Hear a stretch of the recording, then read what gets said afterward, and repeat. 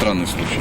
Он по долгу службы обязан выезжать на все происшествия у железной дороги. Говорит, их немало, поэтому со временем уже стал более-менее точно определять, что же стало причиной смерти. В этом случае, утверждает, поезд человека не сбивал. Если бы сбил бы его поездом от такого вот дедушки, практически ничего не осталось. Тело человека вдоль путей заметил машинист товарного поезда. Об увиденном тут же сообщил железнодорожникам. Информацию о страшной находке они подтвердили.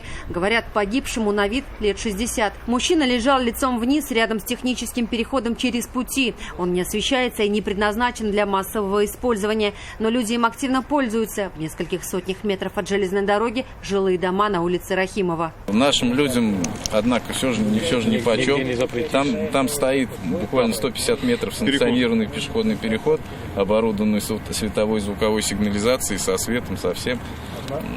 У нас прививаться не хотят.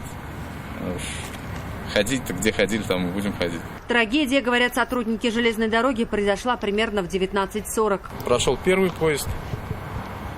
Где-то прошло между ними интервал 30 минут.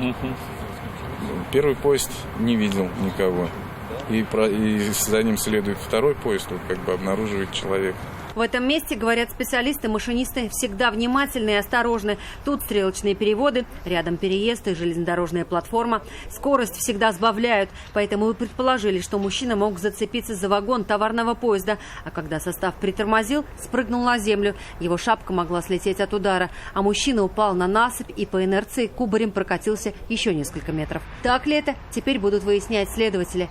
Юлия Гоголева, Константин Бушуев. Вызов 112.